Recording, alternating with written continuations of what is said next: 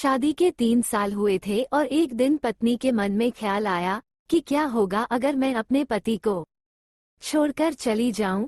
पति का रिएक्शन क्या होगा, फिर वे क्या करेंगे।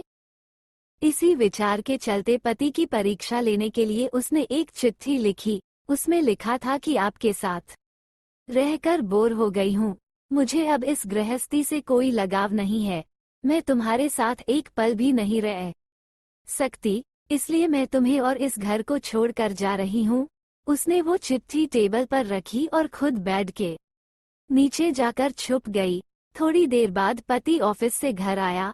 उसे घर में अपनी पत्नी कहीं नहीं दिखी, लेकिन फिर उसकी नज़र टेबल पर रखी चिट्ठी पर पड़ी। चिट्ठी को उठाकर उसने वो चिट्ठी पढ़ी। थोड़ी देर तक वह बिल्कुल शांत रहा और कुछ नहीं बोला। फिर उसने उसी चिट्ठी में पीछे कुछ लिखा और अपने मोबाइल में गाने बजाकर जोर जोर से नाचने लगा। फिर उसने अपने कपड़े बदले और अपनी एक फ्रेंड को फोन लगाया और कहने लगा, मैं आज आज़ाद हो गया हूँ।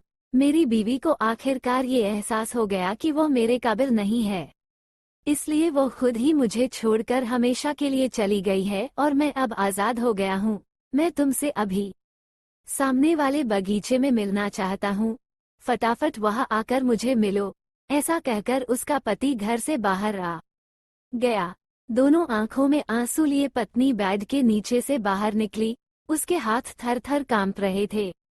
कांपते हाथों से उसने टेबल पर रखी वो चिट्ठी उठाई और पढ़ी, जिसमें पति ने लिखा था, अरे पगली, तुम्हें तो ठीक से छुपना भी नहीं आता, कैसे जाओगी तुम मुझे छोड़कर। बेड के नीचे से तो तुम्हारे पैर दिख रहे हैं। तुम जल्दी से गर्मा गर्म चाय बनाओ, मैं सामने की दुकान से बिस्किट लेकर आता हूँ। मेरे जीवन में खुशी तुम्हारे आने से है। आधी खुशी तुझे सताने में है और आधी तुझे मनाने में। आखिर लास्ट में तो हम दोनों ही साथ रहेंगे ना। कभी हम झगड़े, एक दूसरे की टांग खींचे, एक दूसरे को बुरा भला कहे, फिर भी एक दूसरे पर दादागिरी करने के लिए लास्ट में तो हम दोनों ही रहेंगे ना। जो बोलना है बोलो, जो करना है करो। जब चश्मे गुम हो जाएंगे तब एक दूसरे के चश्मे ढूंढने के लिए लास्ट में तो हम दोनों ही रहेंगे ना। कभी मैं रूठा तो तुम मुझे मनाना, कभी तुम रूठो तो मैं तुझे मना लूंगा। एक दूसरे को लाड लड़ाने के लिए आखिर में तो हम दोनों ही होंगे ना। जब नजर कम आएगा, सुनाई भी कम देगा, तब एक दूसरे में एक दूसरे को ढूंढने के लिए हम दोनों ही होंगे ना। जब घुटनों में दर्द बढ़ जाएगा, कहीं आना जाना भी बंद हो जाएगा, तब एक दूसरे के नाखून काटने के लिए तो हम दोनों ही होंगे ना। मेरी रिपोर्ट तो बिल्कुल क्लियर है, आई एम ऑल राइट बोलकर एक दूसरे को चिढ़ाने के लिए आखिर तो हम दोनों ही होंगे ना।